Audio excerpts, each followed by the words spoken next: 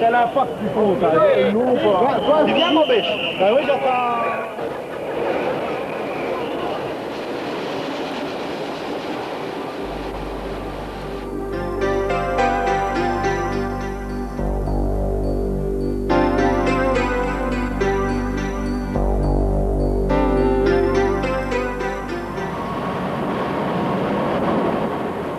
J'ai l'immense plaisir de vous annoncer que nous avons retrouvé saine et sauve Laetitia, mais aussi Sabine.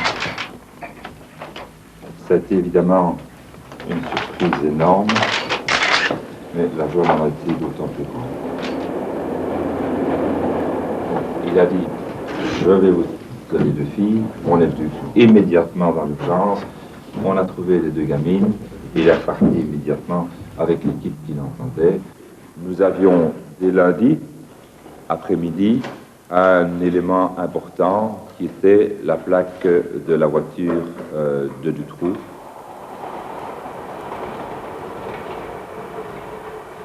Une des 2 gamines, je crois, a déclaré que Dutroux leur avait dit de ne jamais faire de bruit si elles entendaient du bruit dans la pièce à côté, parce qu'ils recevaient parfois des amis qui étaient très méchants et que s'ils entendaient qu'elles criaient, ils pourraient leur faire très de mal.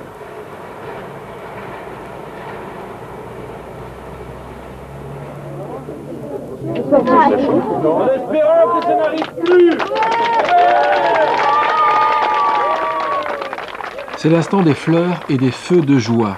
On espère alors une globale happy end qui dénouerait des milliers de minutes de manque.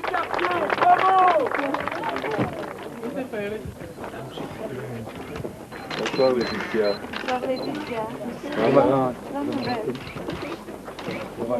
Madame heureuse.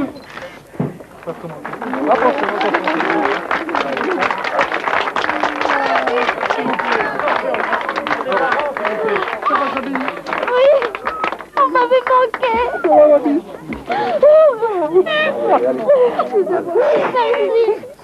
Je suis contente que tu sois là-dessus. Moi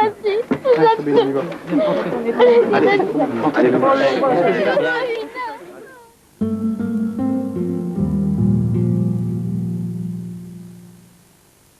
Elisabeth, s'il est encore possible que tu m'entendes, sache que la seule chose qui compte pour nous, dis-le-toi bien, c'est la seule chose qui compte pour nous, quoi qu'il se soit passé, c'est que tu reviennes et qu'on puisse te serrer dans nos bras.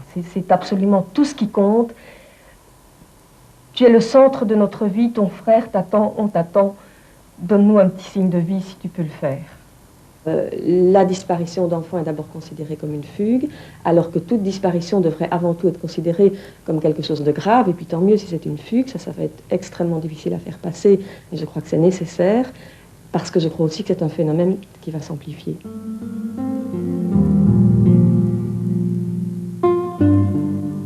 Un vide, comme vous pouvez penser à un vide, on essaie de vivre. Oublier, c'est pas possible, mais on essaie de vivre au jour le jour. Merci. Un enfant disparu, on le considère automatiquement comme un enfant mort. Et donc, c'est en fait toute une... je veux dire, bon, un enfant mort, donc ça veut dire, ça y est, on ne le cherche plus, c'est fini.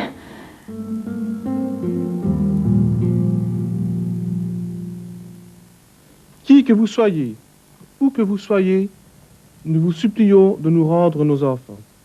Apportez-nous, je vous en prie, la preuve qu'elles sont en vie et qu'elles vont bien.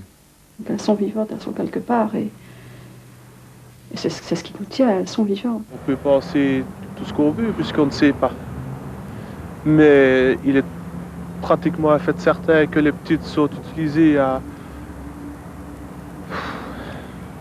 Malheureusement, je crois pour de l'argent. Madame Bourguignon nous a adressé des condoléances. Quand nous avons créé le comité de soutien le lendemain, on nous a dit texto, elles sont mortes, arrêtez de nous casser les pieds.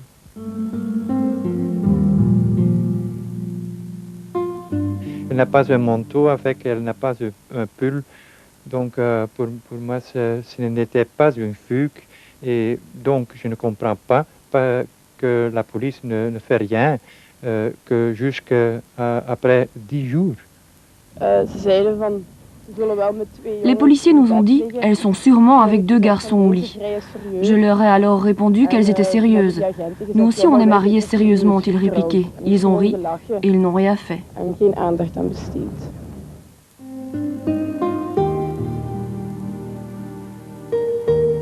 On a attendu plus ou moins jusqu'à 4 heures, pensant qu'elle allait faire semblant de rien et qu'elle allait rentrer. Mais voyant les heures tourner, mais qu'elle ne rentrait pas, on a téléphoné à la gendarmerie qui ont commencé les dispositions de recherche.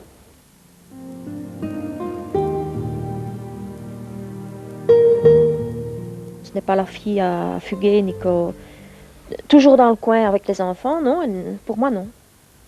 On me l'a enlevé, pour moi on me l'a enlevé. Je ne vois que ça, moi c'est celui qui me l'a enlevé, ben, je veux qu'il me la redonne le plus vite possible, je veux ma fille. Alors eh bien les familles se mettent à chercher, à diffuser des affiches, à parler partout pour que la population, la justice reste mobilisée.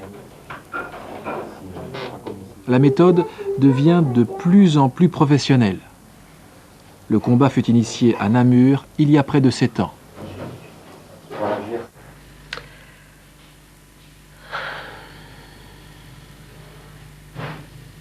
Je ne sais pas si c'est l'incertitude le plus dur.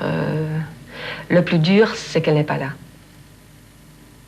Et qu'on lui a fait du mal. Ça, c'est ce que je sais. Elle n'est pas là et on lui a fait du mal. Le reste, je ne sais pas. Mais quelque part, quelqu'un sait. Quelque part, quelqu'un sait, oui. Et quelqu'un va sans doute me regarder. Et vous avez envie de dire quelque chose? Non. Il y a 3 mandats d'arrêt qui ont été décernés pour enlèvement d'enfants et séquestration, une femme et 2 hommes. Je peux vous dire qu'il y en a un qui est très connu de la justice pour ce genre de fait. J'ai pu voir son attitude hier dans des circonstances les plus pénibles. Il est absolument impassible, c'est effrayant. C'est effrayant. Il faut savoir que le 6 décembre 1995, Dutroux a été arrêté à la suite d'une affaire de règlement de compte avec d'autres complices dans une histoire de vol qualifié. À ce moment-là, Dutroux aurait chargé le lièvre de s'occuper des gamines. Il lui a donné 50 000 francs pour ce faire, tout en précisant que les gamines bénéficiaient de plusieurs semaines de nourriture. Quand il est sorti de prison, le lièvre ne s'en était pas occupé. Dans ses aveux, Marc Dutroux mêle constamment le vrai et le faux. En fait, c'est sa femme, Michel Martin, qui devait nourrir Julie et Mélissa. Elle n'en fit rien. Elle expliqua qu'elle avait peur du noir. Les gens font gentil. Quand on la voyait comme ça, je vais l'air anodin. Bon, après, un beau jour, j'ai remarqué qu'il parlait de la nuit. Je voyais que la femme rentrait des brouettes de sable, des brouettes, elle faisait du ciment, du mortier dans la camionnette. Je trouvais ça un peu bizarre parce qu'on ne parle pas de la nuit normalement. Et ça a duré des mois. Le vrai, le faux. Après la découverte des corps de Julie et Mélissa, Marc Dutroux affirme qu'Anne et Effieux sont en vie. Michel Bourlet transmet l'information aux parents. Il a confiance que les 2 filles sont vivantes. C'est pas sûrement, mais on croit ça et je suis heureux. Qu'est-ce qui est vrai, qu'est-ce qui est faux? Rapidement, la rumeur et certains journaux annihilent l'optimisme. Anne et Effieux auraient bel et bien été assassinés. L'optimisme est bientôt défait.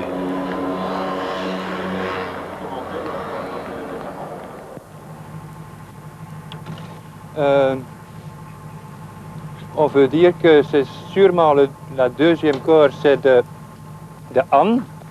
On est très sûr, on ne veut pas donner des détails, donc ne demande pas. Nous demandons à vous de quitter dans quelques minutes parce que c'est lourd. Maintenant, on va entrer et on va embrasser nos enfants et nous deux.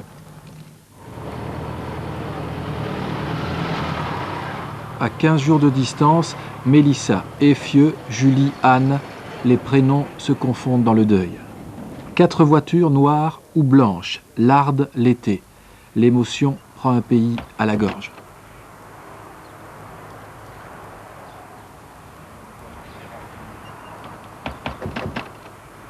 Ça va?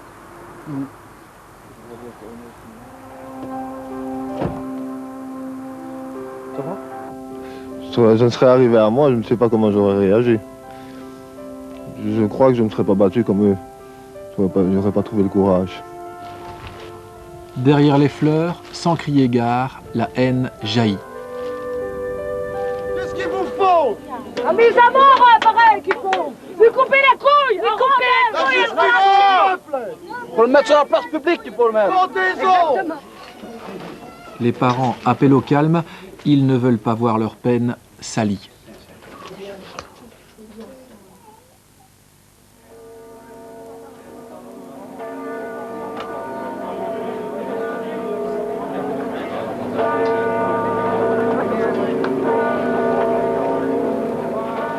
Pour les enfants du monde entier qui n'ont plus rien à espérer, je voudrais faire une prière à tous les maîtres de la terre, à chaque enfant qui disparaît, c'est l'univers qui tire un trait sur un espoir pour l'avenir, de pouvoir nous appartenir. J'ai vu des enfants s'en aller, sourire aux lèvres et cœur léger, vers la mort et le paradis que les adultes avaient promis. Mais quand ils sautaient sur les mines, c'était Mozart qu'on assassine. Si le bonheur est à ce prix, de quel enfer s'est-il nourri? Les mamans qui me disaient, nos 2 petites filles maintenant, elles ne nous appartiennent plus seulement à nous. Elles sont le symbole sur les affiches de tous les enfants qu'il faut mettre en garde. Dus ik neem afscheid, jij moet nu gaan. Weet dat je in mijn hart altijd blijft voortbestaan.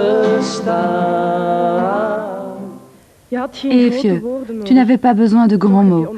Et pourtant, tu as désarmé et conquis les cœurs. Beaucoup ont reconnu en toi une sœur. Dans cette simplicité, tu as grandi en nous.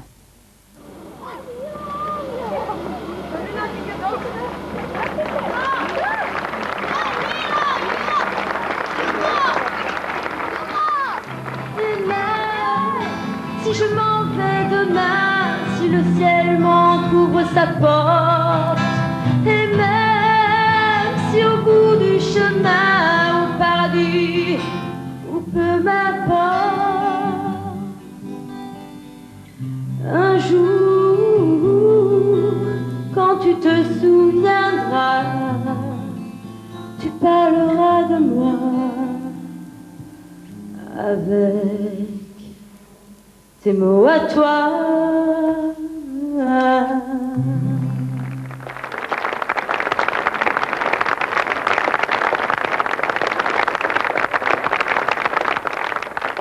Le deuil renforce encore les liens entre les parents. Quelques jours après les funérailles, ils lancent ce qu'ils appellent une offensive contre la langue de bois. La cible sera clairement politique, la rue fait chorus. Prétendu préféré est dans le public, d'accord? 10 minutes après, il est dans son véhicule et il descend. C'est de l'hypocrisie, c'est vraiment de la récupération politique. C'est scandaleux. Allez,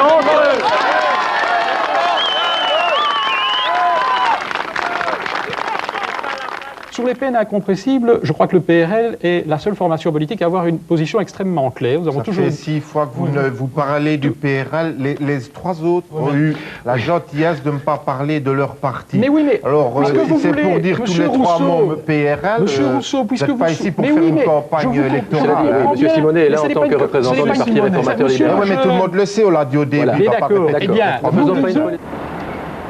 au sommet de l'État, la discrétion est au moins très grande.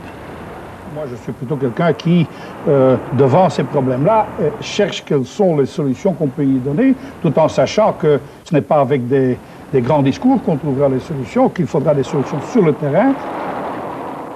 Le chef de l'État se manifeste, lui, pour la première fois début septembre, 2 semaines après l'enterrement de Mélissa et Julie. Albert II reçoit les familles Rousseau et Lejeune, qui n'avaient pas souhaité de représentation royale lors de l'adieu à leur fille. Il a demandé tout d'abord ce qu'on avait sur le cœur. Alors je lui ai dit que je ne comprenais pas qu'il ait gracié un pédophile. Et je lui ai expliqué aussi pourquoi j'avais refusé la présence de la cour lors des funérailles des petites. Et alors on s'est expliqué là-dessus. Quelle a été sa réaction? Il a réagi très positivement. Il a dit qu'il avait signé la libération du pédophile, mais en fait il ne savait pas exactement ce qu'il signait puisqu'il avait signé un numéro. La politique en disgrâce livre pourtant ce qu'on va appeler un chevalier blanc. Lui, dit-on, c'est un bon. Monsieur le ministre, c'est un homme... Seul présent sur le terrain, Stéphane de Clercq devient le Premier ministre faisant fonction. Il console, propose, écoute les critiques. Bref, il fait ce qu'on attend d'un chef de gouvernement. Monsieur le cabinet peut entrer. Prenez vos billets. Il a quand même dit qu'il ne faut pas cesser de donner des critiques. Il dit ça, oui. Stéphane de Clercq s'affiche avec les chevaliers blancs d'une autre profession fort décriée, 2 magistrats nommés Conrot et Bourlet. Ils ont tous à peu près le même âge, le courant passe. Jean-Marc Conrot et Michel Bourlet créent naturellement un flux de sympathie dans l'opinion. Ils ont arrêté Marc Dutroux et ils veulent aller jusqu'au bout. On fera toutes les personnes qui seront identifiées seront poursuivies. Ça c'est évident. Ça, c'est ce qu'on dit toujours. Moi, je l'ai toujours dit, et si on me laisse faire, c'est ça fait, cette fois-ci. Voilà, vous venez justement de dire quelque chose d'important, si on vous laisse faire. C'est là où j'ai un doute. Monsieur Van Doren, le fait de dire « si on me laisse faire », vous créez le doute dans l'esprit de toute la population. Pourquoi le signaler? Pourquoi le signaler si on me laisse faire?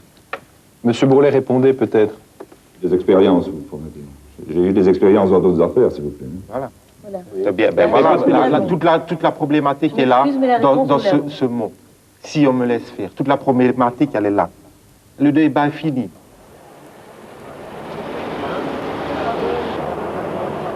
Cela dit, Michel Bourlet et Jean-Marc Conrot reçoivent des moyens très importants pour mener leurs investigations. 350 enquêteurs travaillent pour eux, plus quelques spécialistes étrangers parmi les meilleurs. John Bennett, le commissaire britannique, et son radar, censé repérer tout corps ou objet enfoui dans le sol. Et puis cet homme, capable de détecter un cadavre en humant la terre, le policier hollandais Harry Jongen, surnommé le Nez.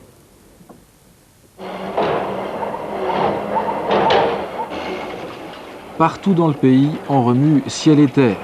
De longues semaines, la Belgique et le monde entier suivent de près l'évolution de ces fouilles, découvrant l'univers de Marc Dutroux et de ses proches jusque dans les moindres détails.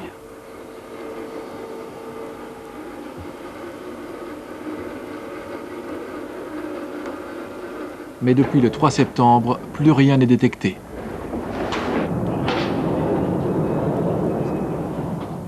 Nous abandonnons cette maison définitivement. Je pense que ce coup-ci, on a vraiment examiné jusqu'au dernier point. Les hommes de la protection civile et les enquêteurs vont jusqu'à se transformer en mineurs de fond pour explorer la galerie d'un ancien charbonnage près de Charleroi.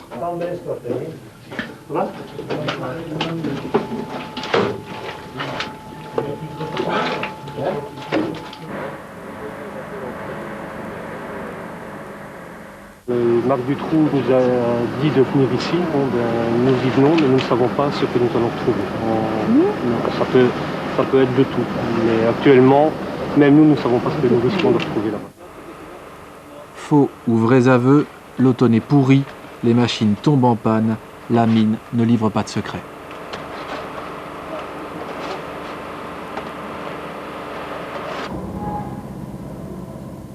En attendant, il ne fait pas bon avoir été l'ami de Marc Dutroux.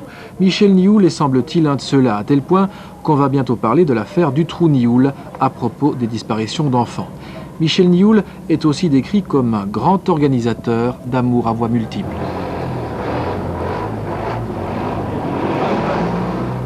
Il est partout tous auxquels a participé M. Nioul, et là l'enquête a été longue et fastidieuse et précise, et de nombreuses personnes ont été entendues, et à l'unanimité tout le monde déclare que c'est un partouzeur, mais uniquement avec des adultes consentantes, et des jeunes filles qui ont toujours plus de 20 ans. Le juge Conrot arrête beaucoup de monde, tel l'ancien ami de Michel Nioul, l'ancienne avocate Annie Bouty, toujours derrière les barreaux actuellement. Ou encore Marlène de Coquereux, concubine de Nioul, serveuse dans un bar lest, très vite remise en liberté. En fait, près de la moitié des inculpés a été libérée. Si Michel Diacosta-Vrianos reste incarcéré, messieurs Pinon, Thiraud, Rochaud et ici Thierry Dehaene sont sortis de prison. Monsieur Dehaene est cadre à la Royale Belge, il semble bien qu'il ait été victime d'une erreur judiciaire.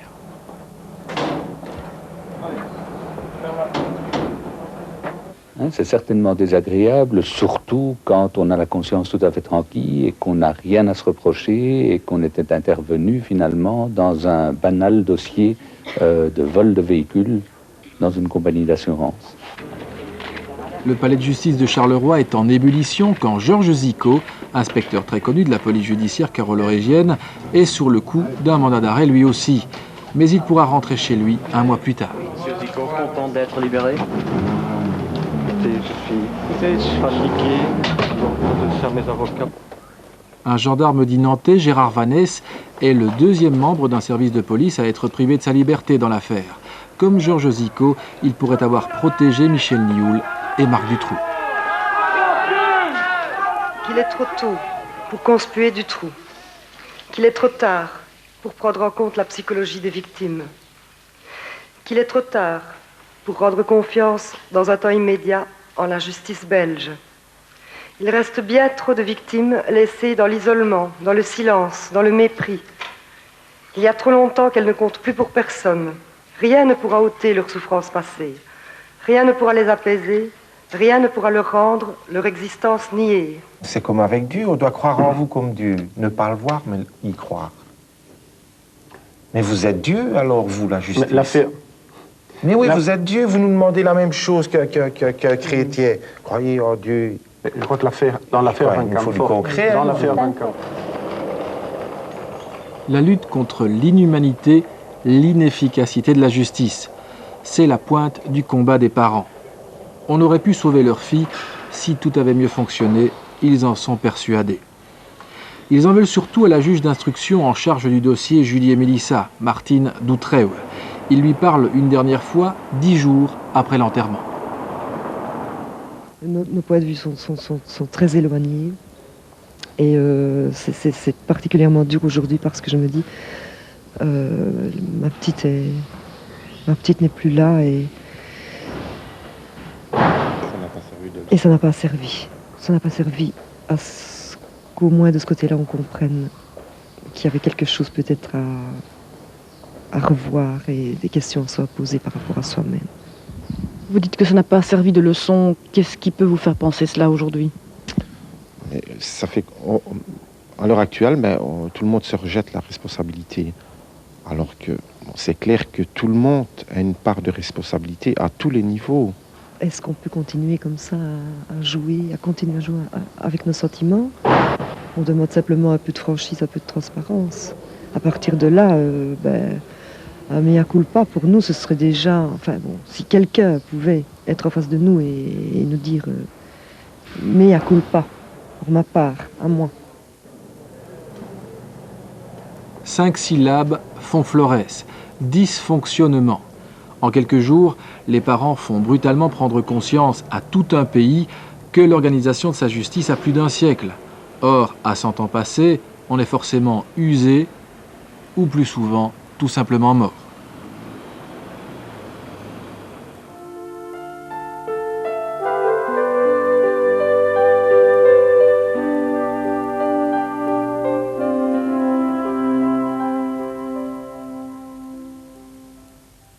Justice égrotante, quand la gendarmerie lance en décembre 1995 l'opération Othello. Les caves de Marc Dutroux sont perquisitionnées à plusieurs reprises. Julie et Mélissa s'y trouvent. Personne ne les détecte. Les syndicats de la police judiciaire exacerbent la polémique. serait inacceptable de s'en prendre aux lampistes, c'est-à-dire aux enquêteurs de la BSR, qui ont obtempéré aux ordres de la hiérarchie. Les véritables responsabilités se situent au top de la gendarmerie, où certains ont joué à l'apprenti sorcier. Justice souffreteuse, lorsque le parquet de Charleroi est mis au courant par les gendarmes de soupçons qui pèsent sur Marc Dutroux et n'en dit rien à Liège. Pourquoi le parquet de Charleroi n'a-t-il pas transmis les informations au parquet de Liège? Alors j'assume cette responsabilité en disant que nous étions à une autre époque qu'aujourd'hui.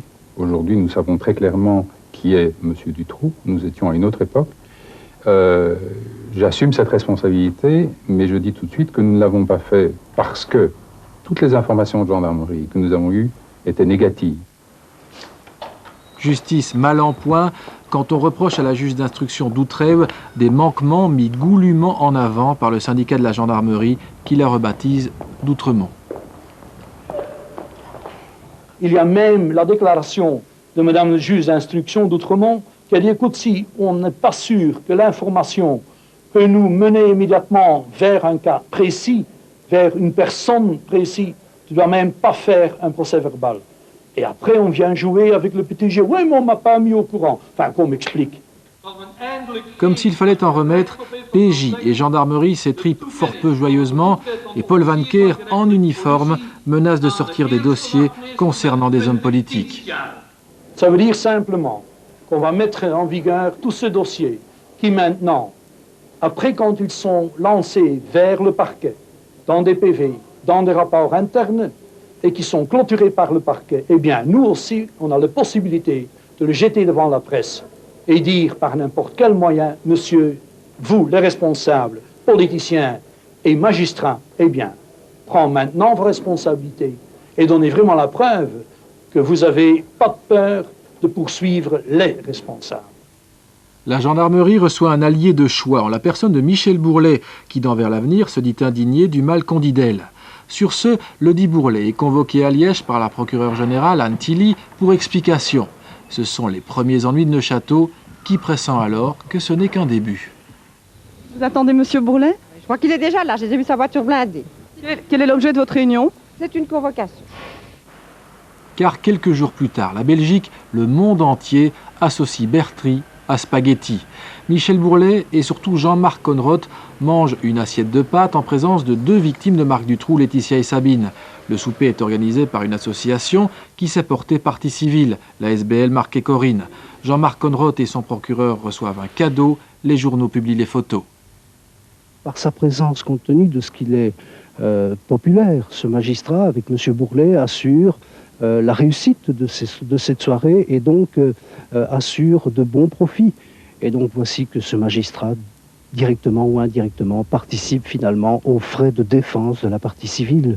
Et en cela, je trouve que c'est un magistrat qui commence à avoir à tout le moins les apparences de l'impartialité.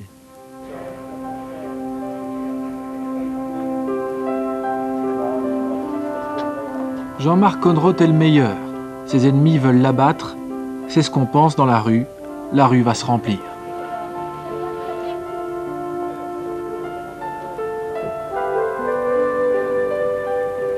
C'est un symbole que tout le monde voudrait bien que ça reste ici pour Michel Bourlet et Jean-Marc Conroth.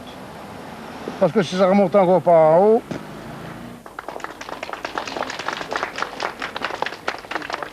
La Cour de cassation doit trancher. Les parents reviennent en force dans les médias. C'est encore un nouveau combat qui s'engage, cette fois contre le dessaisissement. Je veux simplement que ma présence puisse peut-être montrer que nous ne baisserons pas les bras et que nous voulons que l'enquête aille jusqu'au bout, malgré tous les vices de forme qui puissent y avoir maintenant et peut-être dans le futur. Est-ce que vous voulez dire que si Neufchâteau est dessaisi, vous craignez que l'enquête n'aille pas justement jusqu'au bout? Bien sûr, tout le monde le craint. Le jour du réquisitoire de Madame Lickendal, procureure générale, des propos peu amènes sont échangés entre les parents et Julien Pierre. L'avocat de Marc Dutroux devient, aux yeux de certains, l'incarnation du mal. C'est cet argent les petites que vous allez payer. Hein, c'est cet argent-là que vous allez payer. saleté. La tension est maximale. En attendant l'arrêt, les hommes politiques s'en mêlent. Je trouve qu'il est de mon devoir de dire, de grâce, trouver quelque chose. Enfin, je rejoins là même l'appel du procureur général, trouver quelque chose pour économiser, pour épargner à cette population une cassure, une rupture totale avec de confiance dans son système judiciaire. Et politique. Et politique, parce que, bon, il s'agit ici maintenant du système. C'est une crise grave, finalement. C'est déjà une crise grave et ça pourrait conduire à une crise tout à fait fondamentale. D'ailleurs, pour les premiers manifestants ici à Anvers, la preuve est faite que le système est définitivement sourd aux critiques des parents envers la justice. Nous voulons que Conrad suive les dossiers. Et c'est pour ça que nous manifestons. Et je sais, je crois, quand il doit laisser passer ces dossiers, quand il les perd, il y a une révolution. La Belgique est avec vous, monsieur Conrad. Si je suis dessaisi, vous pouvez être certain que le travail sera effectué dans la même optique et que l'instruction des dossiers concernés suivra son cours normal. Il nous faut raison garder. Je vous remercie. Philippe Elkeviac, bonjour. La Cour de cassation vient de trancher. Elle ordonne le dessaisissement du juge Conrad. Mais, et c'est important, le parquet de Neufchâteau garde le dossier. C'est dégoûtant. Le triste quand même.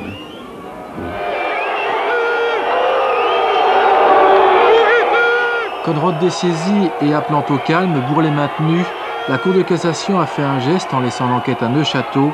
À y voir comme ça ne passe pas.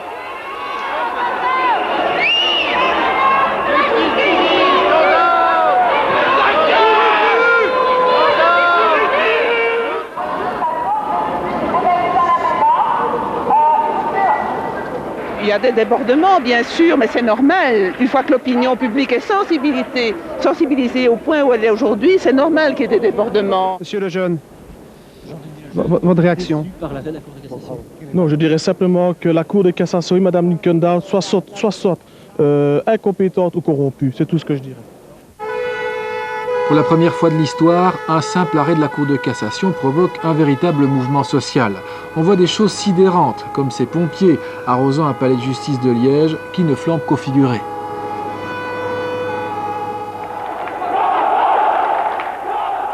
Les ouvriers descendent dans la rue sans drapeau vert ou rouge. La justice est en état de siège. La Flandre est aux avant-postes. 5000 étudiants ici, 3000 là-bas. C'est le temps des premiers incidents.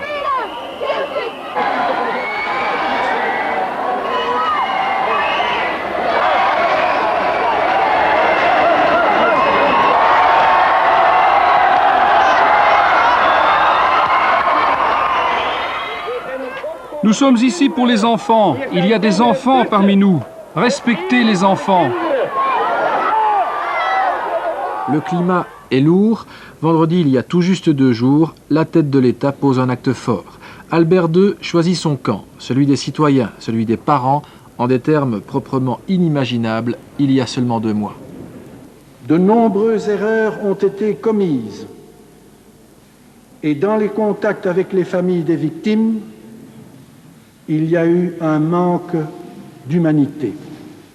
La reine et moi sommes convaincus que cette tragédie doit maintenant être l'occasion d'un sursaut moral et d'un changement profond dans notre pays.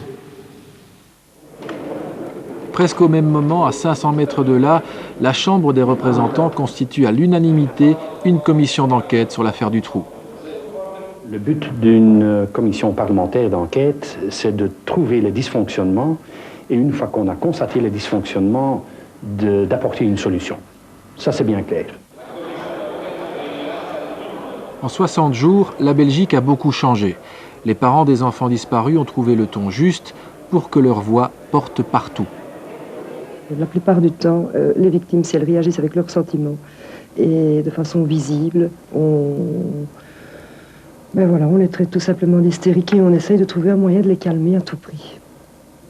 On essaye de vous entourer, il y a des psychologues qui vont vous dire d'aller vous changer les idées, de partir en vacances, de ne pas trop penser, d'oublier. Eh bien, on ne voulait pas oublier. Et on s'est calmé pour nous montrer que nous n'étions pas des hystériques. Et on a dû se faire violence